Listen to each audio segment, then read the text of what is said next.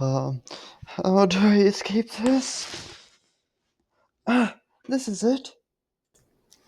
Hi there, my name is Skylar, and if you are stuck in a zombie apocalypse, then you're in luck, because this video is for you. But first, it's important to know what kind of apocalypse you are in.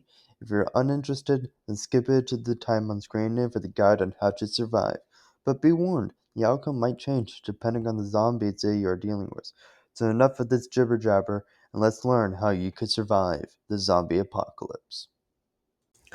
The government actually has a classification for zombies as a practice for large scale disasters. They broke zombies down into six different categories based on what I could find. These are pathogen, radiation, evil magic, space, and chicken. But apparently it went up in the time of making this video, so there's actually two more, weaponized and symbiote, along with vegetarian that I forgot to mention. They might sound like random names to give it for some, like space zombies, but we've actually seen all of these in media quite frequently. Everyone has different types of zombies, even my form of zombies in my book Virus of the Week is different from other viruses. If you're interested in this book series, then don't worry, I'll be making a video next time talking about it. Anyways, back to zombies. The first type is pathogen. These are the type that most people probably think of when they hear zombie, or evil magic. Pathogen zombies are exactly what they sound like, zombies that are from some sort of disease. In media, at least the ones I find, the time that it is these zombies, the virus is some sort of rabies. If you don't know, rabies is a disease that affects the central nervous system and is often transmitted through bites or scratches. Movies like World War Z use this type of zombies. Next up is radiation, which are zombies that form from some sort of laboratory experiment. Oftentimes, these also involve or just turn into the pathogen type of zombies, as most zombies do. A good example of this are the zombies in the Disney movie Zombies. Evil magic is another very common one, which might not be so obvious based on the name. When many people think of zombies, myself included, we think of zombies crawling out of the ground and being a once dead person reanimated. These types of zombies are often used in children movies about zombies, like Scooby Doo, but are also easiest to get into shortened videos so you don't have to explain how the zombies exist. Music videos such as Leslie Sterling's Moon Trance or Michael Jackson's Thriller use these type of zombies, but obviously make them dance it for the sake of the video.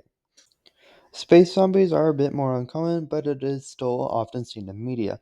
These are the type of zombies that are not just some sort of Earth thing, often some sort of alien disease that is transmitted through aliens or a meteorite that carries some sort of pathogen. The book series or Netflix show The Last Kids on Earth use this type of zombie because they are technically extraterrestrial creatures. A zombie type that is not often seen in media is vegetarian. These zombies don't eat flesh or brains, they eat vegetables. I don't know any media that use these zombies, but that doesn't mean that they aren't a threat.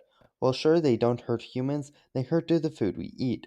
I'm not sure if they infected the food, so if you eat the food, you also become infected, but this type of zombie has a insatiable hunger for plants. They will go around and eat up entire crop fields, starving humans if we aren't careful. Potentially, these are the zombies and Plants vs. Zombies, but they also eat brains, so I'm not sure.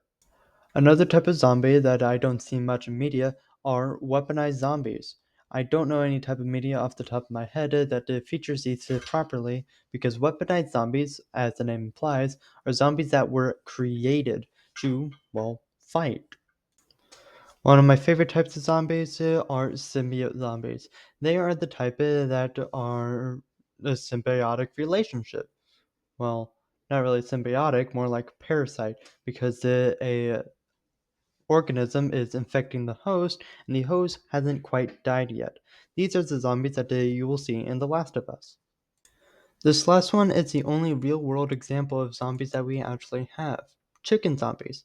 And if I get a single comment about the chicken jockeys, I will not be happy. Chicken zombies are, and I'll just quote here, only zombies that actually exist. Hens are killed by carbon monoxide when they can't produce eggs anymore. Appearing dead, they're buried, but they come back to life, staggering around the farmyard. They eventually die due to organ failure. While these zombies do exist, They don't seem to have any threat against humans because this is just strange behavior with chickens. Now that we have all of the zombies taken care of and know which apocalypse you are in, we can begin talking about what you should do. If you want more of a breakdown of this type of stuff, I recommend checking out the ZMZ Reloaded Zombie Survival Maps. He dived into many popular places that people would think of going during a zombie apocalypse and other things, but sadly he hasn't made a new video in the last 4 years.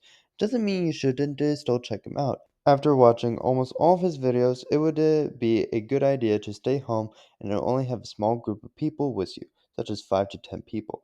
According to him, your house is best place it should be because you can determine how protected it is, and he's not wrong. In every type of zombie, your house is probably the best place to be. There are instances, though, where staying in your house is not the best idea. If your house isn't well protected, then obviously you would want to go somewhere else, and if you're dealing with some sort of airborne pathogen, it would be a good idea to have some sort of backup place to be. If you are dealing with the vegetarian zombies, then you should be fine walking about. Just make sure that you have a secured private farm because the prices of food will go up drastically. If you are dealing with a pathogen zombie, then make sure you are wearing clothing to protect yourself from bite wounds and avoid being injured by them. If you do get injured, then you'll have some time to treat it, but that time is very small, so it might be best to just cut off the limb before getting infected. Well, that's everything. Shout out to my first subscriber, and I'll see you in the next one. Alright, that doesn't seem so bad.